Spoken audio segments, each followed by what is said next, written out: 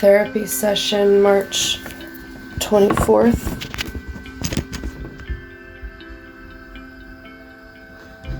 Hello? Can you hear me now? Hello, can you hear me? I can hear you now. Yeah, I can hear you good. Okay, I took off the Wi-Fi. Oh, okay.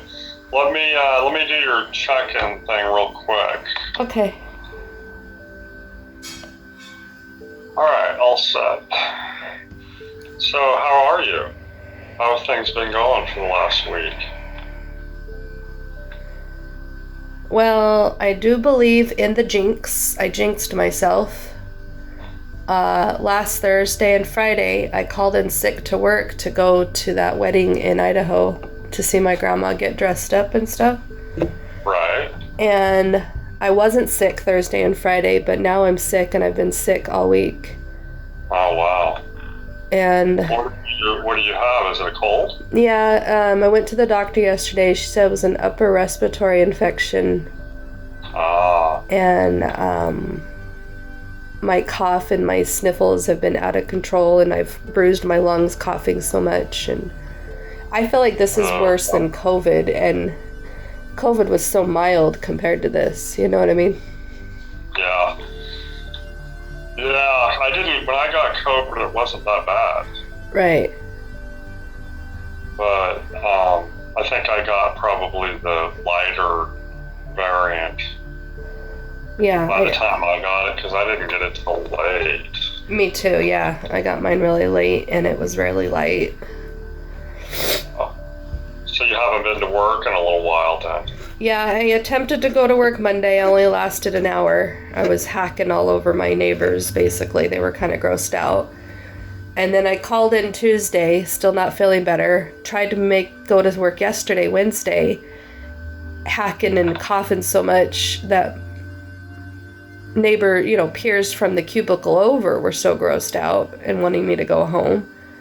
And then today I tried to get into work, and there was nobody in my cubicle and hardly anybody in the cubicle next to me, but they could see it all over my face how bad I was miserable, and I was just pushing myself just to be there today, and I didn't even make it a half an hour before they were sending me home. And thank goodness I have enough sick time, but yeah. So where are you at right now? Are you at your mom's or are you at Jim's house? I'm in my old room at Jim's house. Oh, okay. Okay. Jim's has that been good? Jim's been taking care of me. Okay. I'm actually having a hard time with my brain right now, and I don't know if it's because I'm not feeling good. I feel like I'm confused. I feel like Jim's trying to communicate to me, and I don't really know how much I don't really understand what my brain is. I feel like I'm at odds with myself. So anyways, I asked Jim if he could come in and talk with us real quick for a minute, because I kind of want to get your take on what he's saying to me. Okay.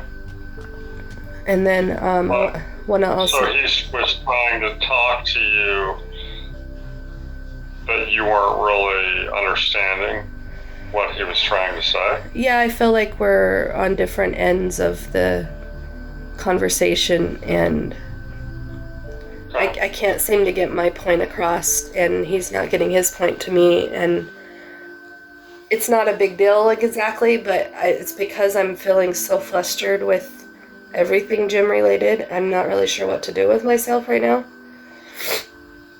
So you're probably a little bit disassociated because you're sick too. I probably, completely agree. Jim? Is it a conversation that you can put a pin in until you feel better?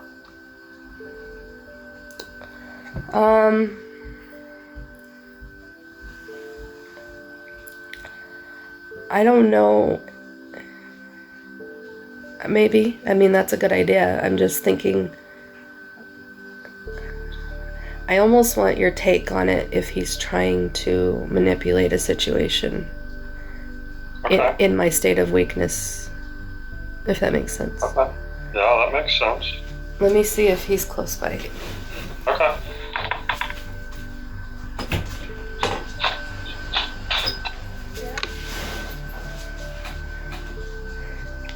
I don't know sometimes if my instincts are spot on or if it's like a PTSD response. And so I have a hard time trusting myself. And I don't want to reject him in case it's genuine, you know? All right. Do you want to pull that up?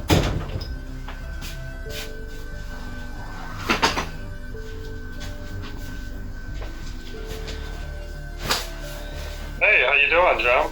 All right, how's it going? Good. Good. Good to see you. I haven't seen you in a while. Yeah, it's been a while. Yeah. How are you? I'm doing good. Good. So Crystal was saying that you had been trying to talk to her, but she didn't really trust herself right now to understand what you were trying to get across, maybe because she's not feeling well. Maybe a little disassociated right now. Yeah. Okay. You want to tell him what you were saying? Which part? All of it. I guess your goals and your dreams or your hopes or your realizations or whatever.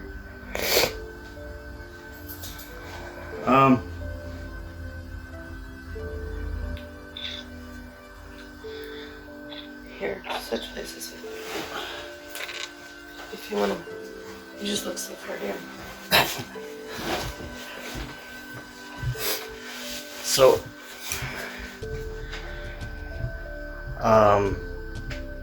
shoot. I thought I probably wouldn't remember exactly what I said and this and that, but, Okay. I realized that, as she kind of calls it, my 2 previous marriages didn't work. Mm-hmm. And you really have to look at yourself when you have 2 that didn't work. Me being one. And her being one of them. Her being my second one. You really have to, you can't, one, you can say, okay, it just didn't work out. 2, you have to kind of look at it and say, all right, maybe there is, the correlation of maybe I'm some of the problem. Okay. And take ownership of it. And there's a lot of things I recognized within that, and a lot of it was selfishness. It was all about me type scenario. I didn't get into her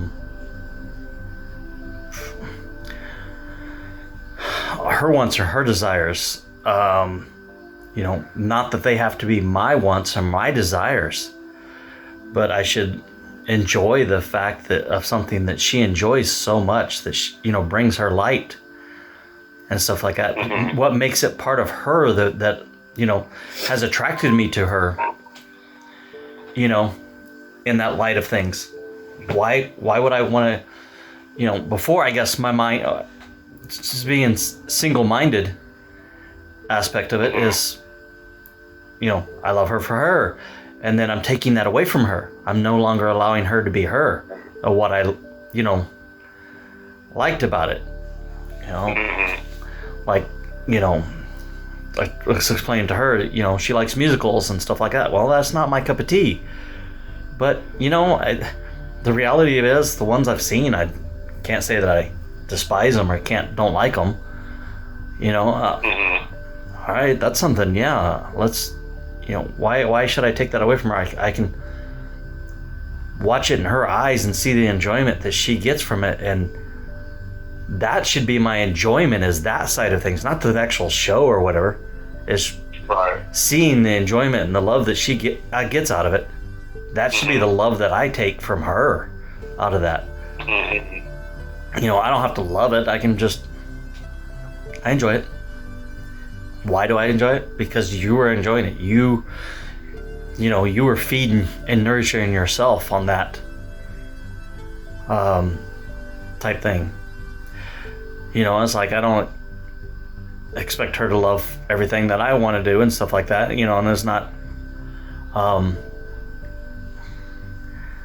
There's things that just I like. She wants to do a hot air balloon. I wished that I could do that. You know, and I'm deathly afraid of heights. Yeah, I'm with you there. You know, I want to be there. I want to enjoy that moment with her. And kind of like what I said to her, I said it would, in a sense, I guess, it would be like me telling you to put on some big clown shoes, then go into this room with, 2 inches thick full of cockroaches running around on the ground and say, stomp on as many as you can. Right. She can't stand the cockroaches to begin with, and just stepping on them is another, you know. Yeah. It's... Yeah. So I guess, what do you see the issue with me as far as communicating all this to me? Your dreams and stuff today were disconnected. Okay, my dreams and stuff like that, she was,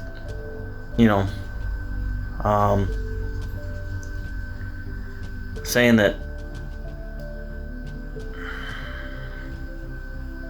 I basically told her I didn't feel supported in my dreams and my desires on what I want to do. And, I've asked, multiple times to go visit my family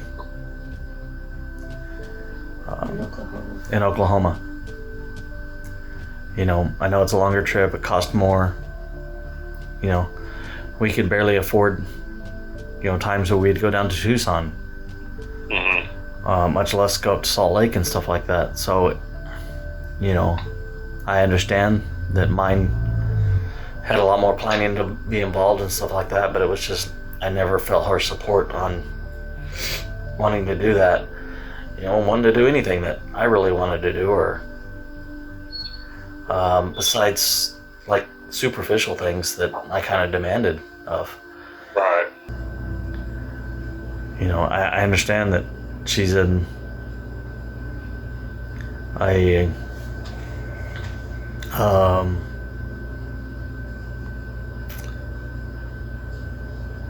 in the clouds, unsure where to do, what to do, and stuff like that. And that was kind of what we was talking about prior to that, was just a make-believe scenario of, hey, she wants me to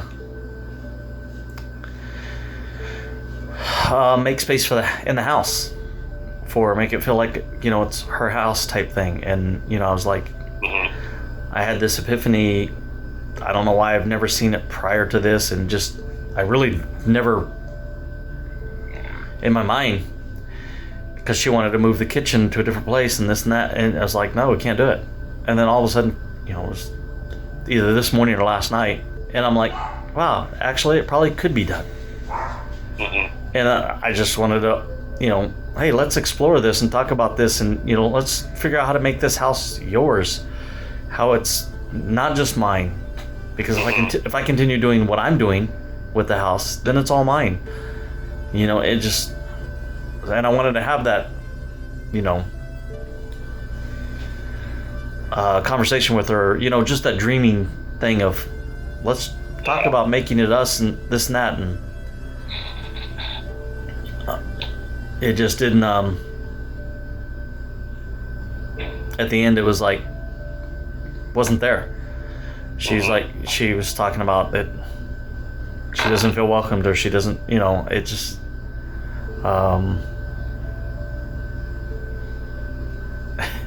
and I told her, I says, it was nothing more than hypotheticals.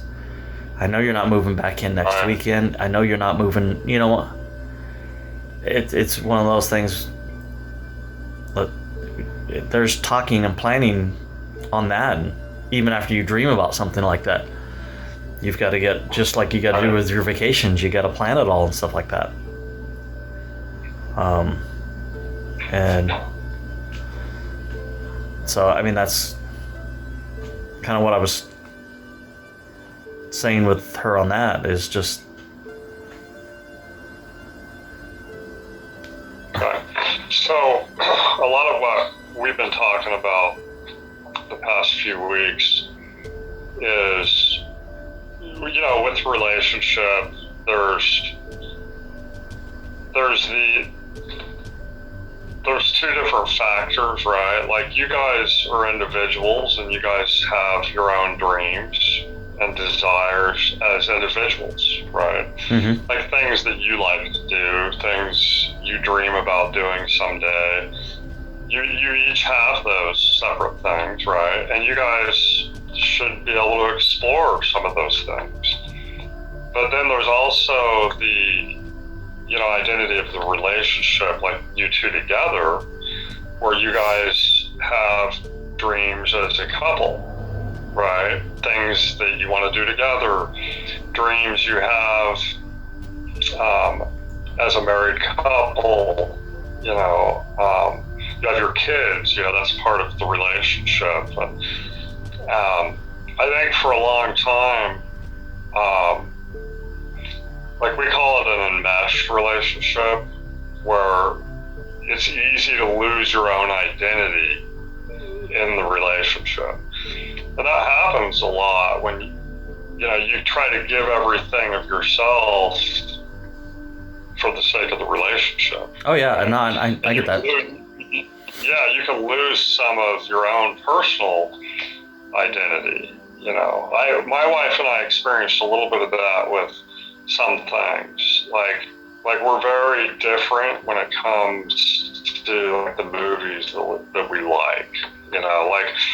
Like I'll watch stuff like Breaking Bad and Ozark and Sons of Anarchy. I watch stuff like this. She watches like The Real Housewives of Beverly Hills and HGTV. And at the beginning of our marriage, like I remember sacrificing everything I liked, and I would just sit and watch her stuff with her, right? And I didn't really speak up about it. I just did it because I'm like, well, I'm not going to go somewhere separate and watch my shows. But over time, we realized that we can both do our own thing, and there are some things we do together and we enjoy. And so there's a little bit of adjustment, I think, especially as a relationship kind of comes back together. There's going to be some adjusting where you guys figure out, like, hey, what is it? What are the relationship aspects of our marriage, and then what are still our individual dreams and goals? That term, like interdependence, it gets thrown around a lot, especially when we talk about codependency, is finding the balance between the relationship and our own individuality, right? That balance is interdependence, where you have kind of the best of both worlds, right? And that's the idea of, trying to have the healthiest relationship. But if it's been a little bit out of whack for a long time, that adjustment is a little bit more apparent, I guess, is the best way to put it. So it will be, I think, a period of where sometimes things may seem like they're not fair in certain aspects, right? But the goal is to eventually get it to balance out. Does that make sense, putting it that way? Like, there are things that you want and your own dreams. Well, you shouldn't have to sacrifice all of that for the sake of the relation. There are times where we compromise and say, okay, well, that makes sense, and to keep the peace and for the sake of the relationship, I'm willing to sacrifice that.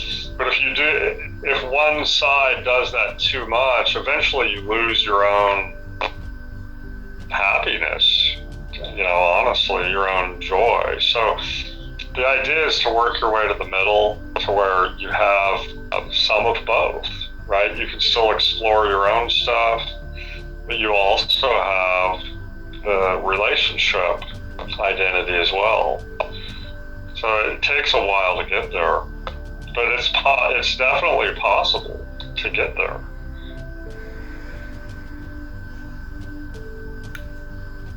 Okay. Does that make sense, though, putting it that way? I mean, it does. Feel like you understand? Okay. It does. I mean, there's a lot more questions involved in that. But I think that goes much deeper than that. Yeah, absolutely. Yeah. Because and it's not easy.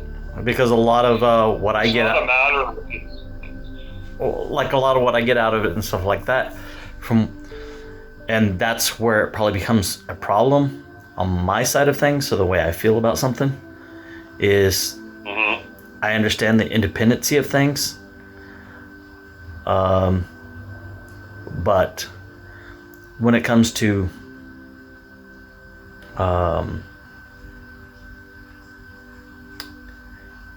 choosing, where you get to choose when you want to be in a relationship, when you don't want to be in a relationship, I think that goes to the next extreme of, I want to be in the relationship. No, I don't want to be in the relationship. I want to be in the relationship. I want to be in the relationship. And I think there's a fine line between what you're saying and that. And I think that's where a lot of things You're right. That's definitely difficult, right? And we talked about this before, where she second guesses herself sometimes, right? And I think that's difficult when you feel like you don't trust your own instincts anymore, and that's going to take some time, to, like, we've tried to talk about, going with your gut feeling and not analyzing everything all the time, because you can drive yourself crazy analyzing everything, right? Yeah. But sometimes with therapy, it becomes like an analysis of everything, and it can get confusing over time. So I think the more, I don't know, I think some of that will die down, like on her side over time, where she begins to believe again in herself and her ability to make choices and decisions and feel comfortable with it. And something that she said today, and I disagreed with her, that she's like, you just want, I can't remember the word she used, but basically she wants a inferior wife, or that I want an inferior wife, somebody I can boss around, and But you only love me when I'm weak. A weak wife. That I don't want a strong one. I'm like, no. I says, honestly, that's the complete opposite. I want a strong wife. I don't feel as love that you're strong. I want, even a strong, independent wife. Now there's a big difference here on this, and the key word in there is a strong, independent wife, not a strong, independent single woman. There's a big difference there as far as being in a relationship and not being in a relationship, and controlling that. Yes, you are,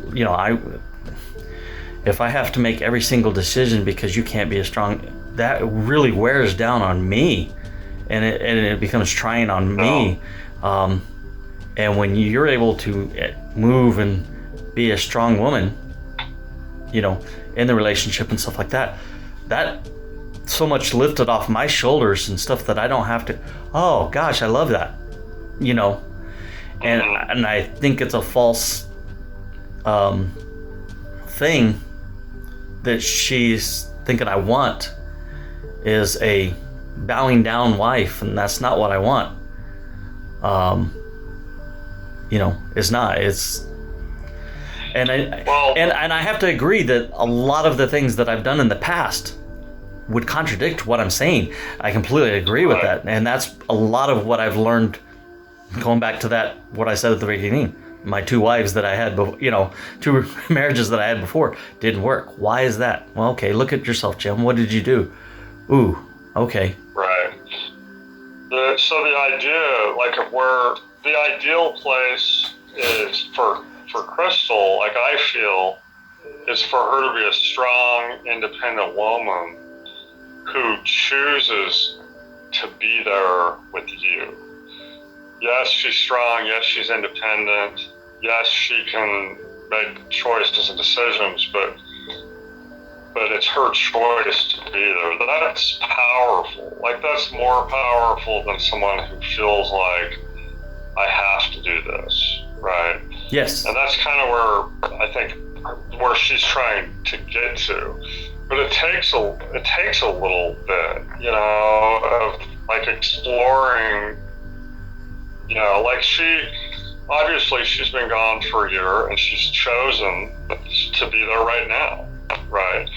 To me, that's powerful. That's way better than someone feeling like they don't have another choice or another option, right? I mean, you would agree with that, right? Yeah. Okay. And I think it's just her trying to find her balance and where she fits in. But ultimately, the idea is for her to feel like she's an individual that wants to be with you and wants to be in this relationship.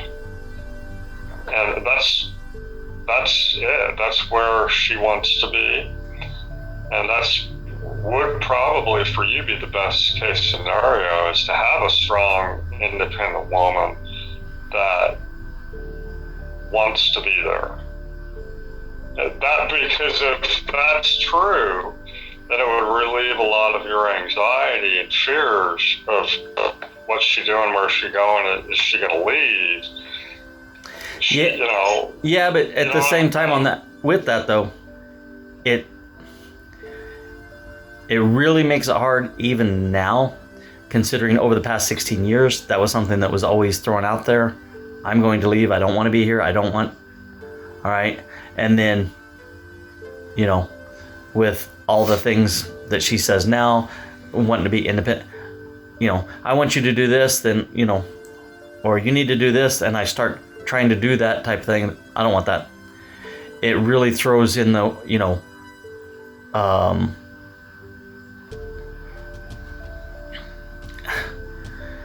it almost goes into almost like a physical gaslighting situation. Mm-hmm. You say one thing, but every time you open your mouth or every time you do something, it's completely different, and you've been doing that for years. How much longer I'm, willing and I want things to go on, but it's like sometimes you have to correct yourself with what you're saying and take a look at what you're saying. Is it making a situation worse, or is it making a situation better just by choosing different words? Does that make sense? Yeah, no, I understand what you're saying. And I know, like I completely get that, like, from your perspective, this has to be very confusing and difficult to understand sometimes. I totally get that. Well, and even difficult to communicate, and try to not communicate in a positive manner, in a healthy manner, and not walk on eggshells about talking. And that's pretty much where I'm at with it, because if I don't say things right, I don't breathe right, it just goes all to hell. Yeah, no, I understand that. It is a, push and a pull and, an adjustment. But I believe that over time, the bottom line is, Jim, is it's either going to get better or it's not. Exactly. Right. I mean, that's the bottom line. Like, obviously, I can't promise you that everything's going to be fine and it's going to. Oh no, and I wouldn't expect you to. We don't know, right? Yeah. It's kind of like a process of exploring,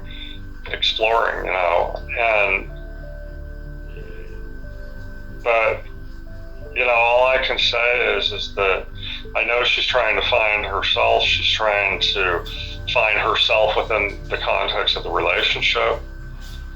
And she's either going to find it or she's not.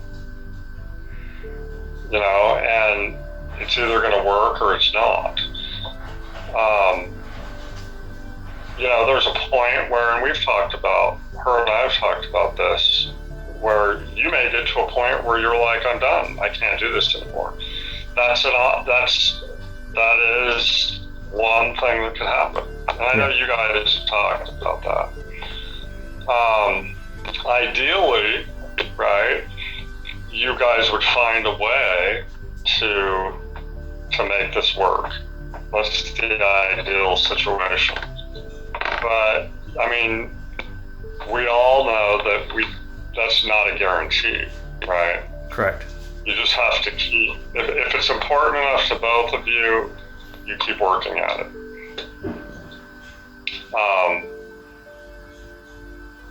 Yeah, so, I mean, that's it. I mean, that's all I've got when it comes to that. I don't know. I would love to be able to give you... to have all the answers, yeah, exactly. I'm saying, but I don't want to present it like, it's going to work, because we don't know. We don't know. Yeah. But I do understand that it can be, some mixed signals, and I understand what you're saying. And I understand both sides of it. I understand her perspective. I understand your perspective. The key is you guys sometimes have very different perspectives. And how can you get it to line up to where you're both happy? I mean, if you're not both happy in the relationship, how long is it before you are like, okay, well, maybe this isn't going to work? But, you don't know. You both have to kind of go with your gut feeling and try it and see what happens. And if it doesn't happen, it doesn't happen. Okay. Well, I'm gonna take off so she can have her session. Okay. All right. I don't want to take up the whole time. It's all right. Yeah, it's good to see you. Yeah, good seeing you. Thanks, Brian. All right. Okay. Thank you, honey. Thank you.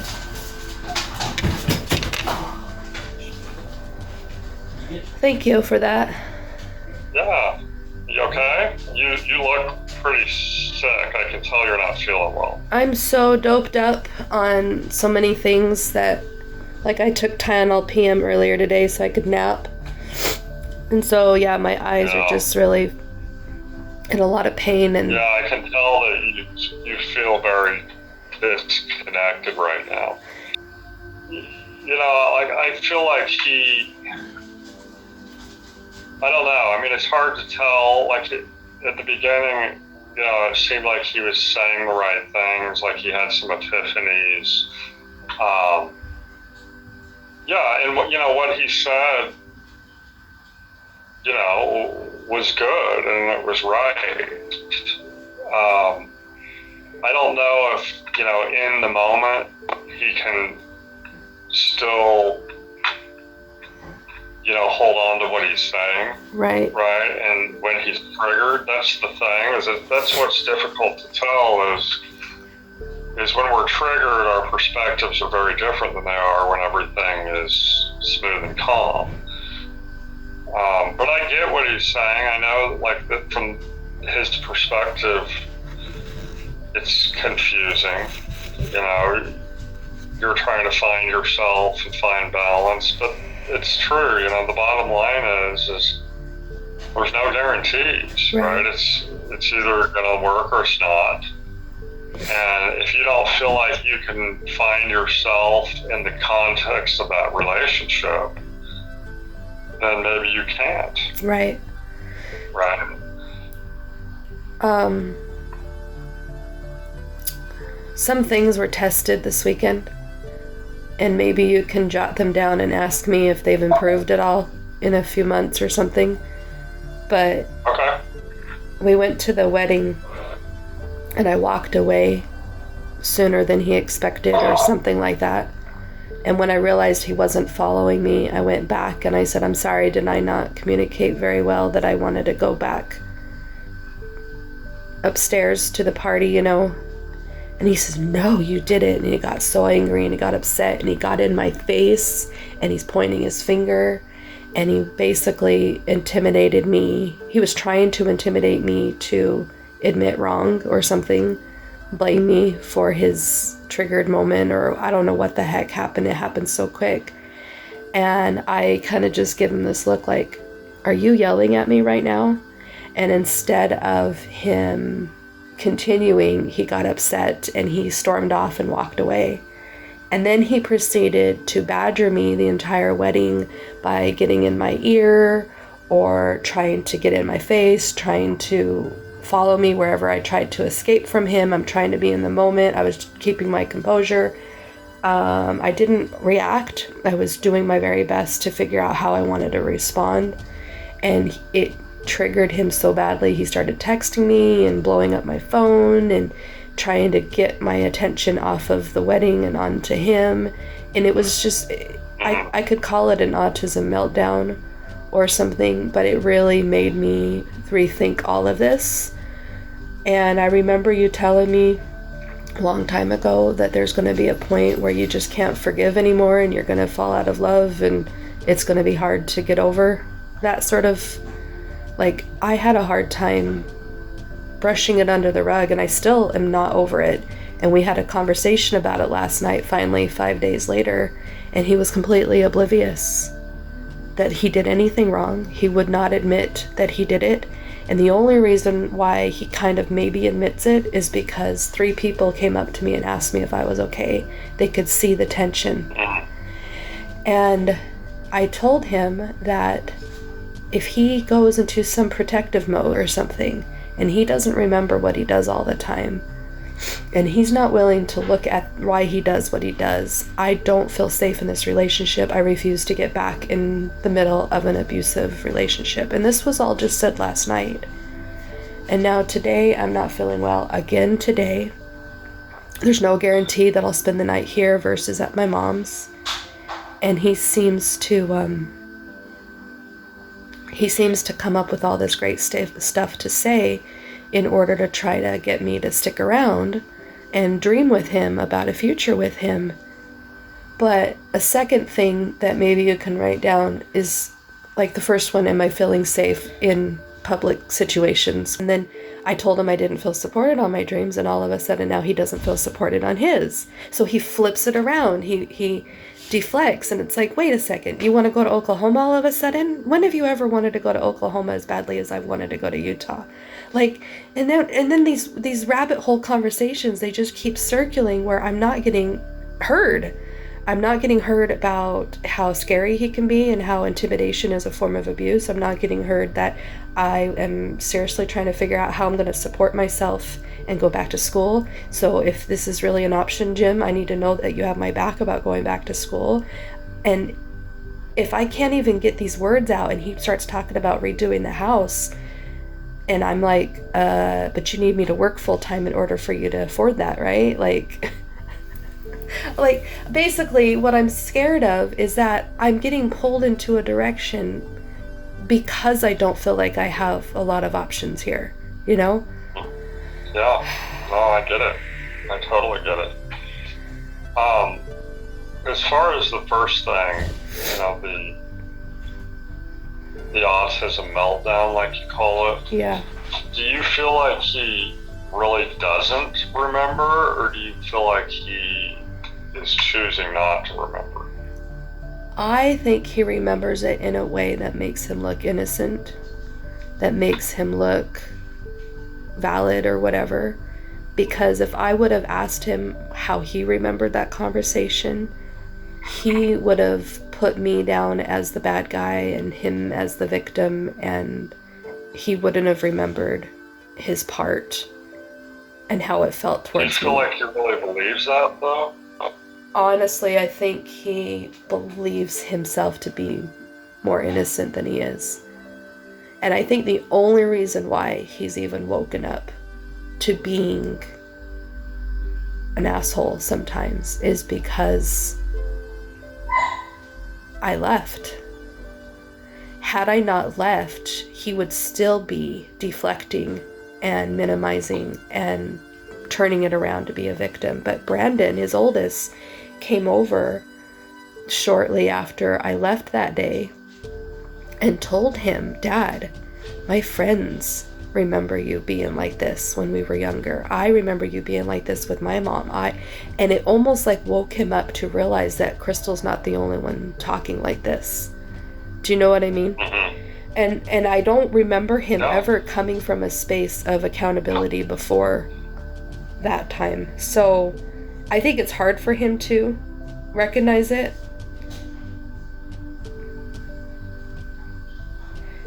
Like you said, we like to live in our denial. We don't want to face our truths. Yeah, well, yeah, that's a defense mechanism for sure.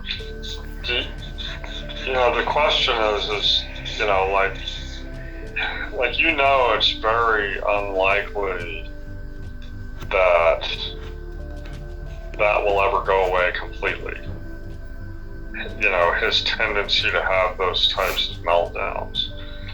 The question that you have to ask yourself, can you still hear me? Yeah, I can hear you. Okay. The question that you have to ask yourself is, are you willing to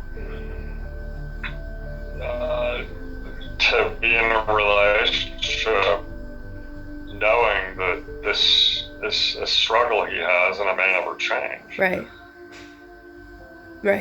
That's the reality. Instead of living in the fantasy of it or the fear of it, live in the reality knowing what could happen. Right. Yeah. Like, you've got to live in the middle and understand. Like, don't make it out worse than it is, but also understand that it may not get any better. Right. Well, and that's what I kept trying to rationalize with myself at the wedding was, Crystal, you knew he wasn't going to change. You knew he wasn't going to change overnight, and you know that you can't get him to admit what he's doing wrong right now. So there's nothing you can do to control this moment. All you can do is try to control yourself within this moment. Like, keep my composure, not react. Keep myself from falling into his trap of, he wanted the attention on him. And however he got it, he was going to try it. And I ended up having to placate just enough to get him to back off. And I told him in a text message, you're right. I'm overly sensitive because of my family and my grandma, and you're right. I said, and so then I skipped past to the point where we're going to be alone again. All right, after this and this and this, we're going to go do this, and then we're going to do this, and then we'll go back to the, Airbnb. So that way he could, that's what I have to do for my son when he's overwhelmed at a party or something. I have to give him play by play on how he's going to get through this.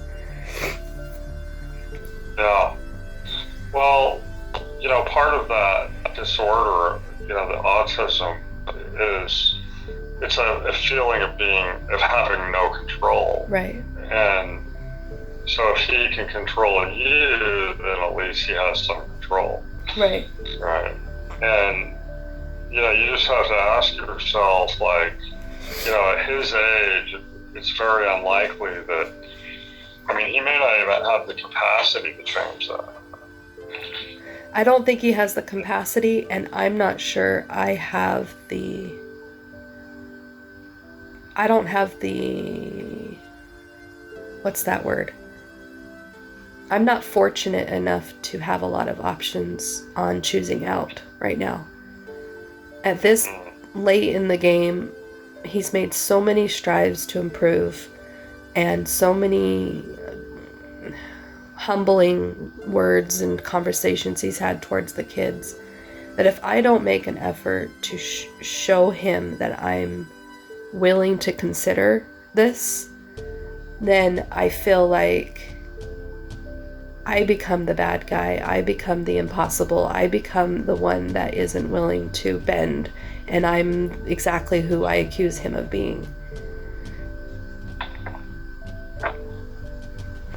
Well, you can't feel that way because, like, you know that's, regardless of how it's perceived by other people, you know that's not true.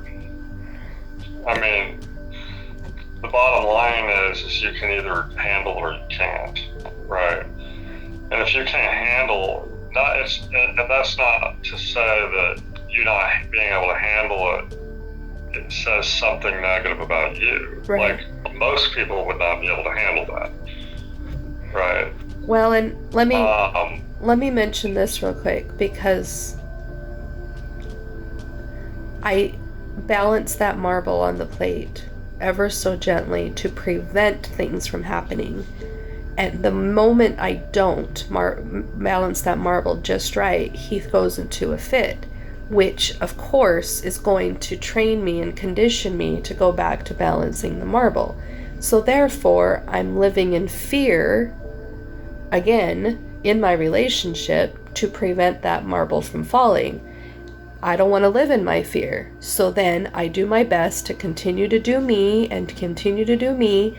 And then when he starts to live in his fears, or if I want to mention something that I want that would trigger him, I'm reminding him not to live in his fears. And then he tells me, well, you're living in your fears by not moving in with me, by not living here with me because you're afraid of me. And it's like, you're right. I am living in my fear by not committing to you again. Like, I feel like I'm in a catch-22. I'm either living in my fears to live with him, or I'm living in my fears to not live with him. Yeah, but there's a big difference between someone that has a fear of losing someone, him, or someone who has a fear of being with someone. Right? There's a huge difference between those two things. Okay. You know, having a fear of losing someone comes from a deep-rooted, it comes from past trauma and, whatever he went through and his perspective. But having a fear of living with someone comes from present-day experience. That's like, I'm making a decision, do I want to be in this or not? Right. Right. There's a huge difference between those two things. You're not living in your fear. You're seeing the red flags and the warning signs and making a conscious decision. There's a big difference between those. Can I read something to you real quick? I know you've probably got to go, but yeah. I feel like I wrote this and I don't know if it's good to mention to him or not. But basically, it's like these rules that I was putting out for a relationship that I didn't dare tell him yet. All right, this first rule says, as long as bills are paid, how we each spend our own money is none of each other's business. Needed discussions are conducted on Fridays and only if they are needed. That's kind of a financial abuse one where I felt like he would always control the finances in some way. 2, bedtimes are not monitored or questioned or pushed or manipulated. We are in charge of our own sleep. Number 3, what we watch on TV, computers, or how we spend time on our phones is not monitored, commented on, or questioned either. We are both grown adults. We share when we choose to share, but we are not obligated to share. Alone time is important, both by ourselves and one-on-one time with others, like our kids, our parents, our friends. However alone time looks, we are not each other's everything. We do not stand in the way of each other's connections with others. As long as we aren't canceling plans with each other all the time only to spend it with other people, we should respect each other's individual lives. We choose to come together and love each other unconditionally. No expectations unless we have made plans for a specific time and place. I think not having expectations is a good idea, unless, of course, you've made a commitment to be somewhere with that person at a specific time and place. Then that should be an expectation, of course. Next one says, each of us should be allowed 1 weekend away per month. No questions asked. We trust each other and that's it. No need to divulge details. No need to ask questions. If we choose to share and the receiver can accept what is shared, great. If not, then we've got bigger issues. And then the last one says, haircuts, doctor's appointments, any errands that fall under that umbrella. We are not each other's wardens. We do not have to answer to each other. Because I used to give him crap about haircuts. Because I used to want him to take his boys to get a haircut at the same time he was getting a haircut. And he would always do his own haircut without ever considering his own kids at the same time. And I'm like, you could have taken them with you, you know? And I would get so bent out of shape about stuff like that. Anyways, those were just some rules I thought I had in my head. I thought of at the last minute, but I haven't dared share those with him. Yeah, and the unfortunate thing is that you feel like you have to make rules like that. Because those are rules that in a healthy relationship you shouldn't have to even make those rules. They should go without saying. Right. Right. I don't know how to... And that's part of that. That's part of that adjustment I was talking about, where it's, you know, when things have been unbalanced for so long, sometimes you have to take drastic measures to get them back into balance. Right. And it can feel unfair and feel unjustified, but it's kind of that back and forth, like the scale thing we were talking about. You know, it's gonna feel unbalanced until it is, you know, until it's balanced again. Right, and I agree with you. I would hate him if he came back with a list of rules that he wants of me. Right, but yeah. But again, you know, his rules would likely be rules that limited you, and your rules are rules that liberate you. Right. You know, it goes back to the same thing again. Right. Is, you know, you feel, you know, you're trying to prevent yourself from becoming a prisoner, and he's, you know, trying to make you a prisoner so that he doesn't have any fear. Right. Yeah, you both have opposite fears, and you're doing whatever you can do to alleviate those fears. When the real root of it is the fear, not the rules and the regulations and all that stuff. Right. I hear you. In other words, if the fear wasn't there on your side or his side, then it would work and you wouldn't need to set rules. Right. Right. Well, all right. Well, I have a lot of notes here. Okay. Yeah. Okay. All right. Sounds thank you. good. Okay. Talk to you later. All right. Have a great night. You too. Feel Bye-bye. better. Oh, thank you. All right. Bye. Okay. Bye-bye.